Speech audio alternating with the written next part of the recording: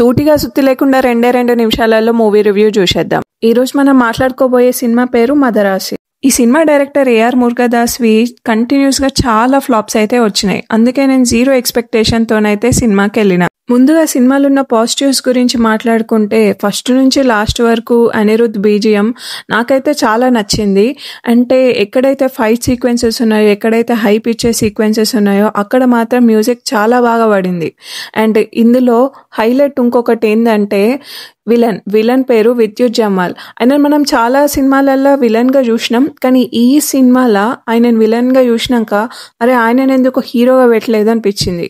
చాలా మంచి యాక్టింగ్ చేసిండు. అసలు నేనైతే చాలా ఇంప్రెస్ అయినా ఆయన యాక్టింగ్ కి. ఇంకో పాజిటివ్ మాట్లాడాలంటే శివకార్తికేయ యాక్టింగ్ కూడా చాలా బాగుంది. అంటే చాలా డిఫరెంట్గా ఉంది. అన్ని సినిమాలతో పోలిస్తే ఈ టైప్ ఆఫ్ యాక్టింగ్, ఈ టైప్ ఆఫ్ యాక్షన్ సీక్వెన్సెస్, ఇలాంటి ఫైట్స్లో మనం శివకార్తికేయని ఎప్పుడూ చూడలేదు. చాలా మటుకు ఆయన కామెడీ కంటెంట్లో చాలా బాగా యాక్టింగ్ చేసేది.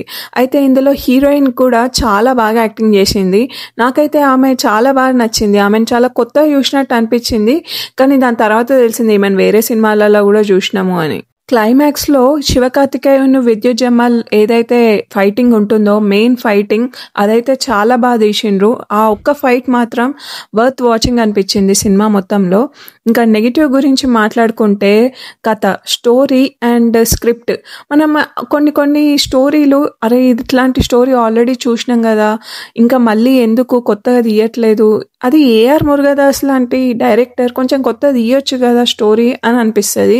కథ మాత్రం చాలా పాతగా అనిపిస్తుంది. ఓవరాల్ గా చెప్పాలంటే మీకు యాక్షన్ సీక్వెన్సెస్, ఫైట్స్ ఇష్టం అయితే ఈ సినిమాని థియేటర్లో అస్సలు మిస్ అవ్వకండి, లేదంటే ఓటీటీ వరకు వెయిట్ చేయండి.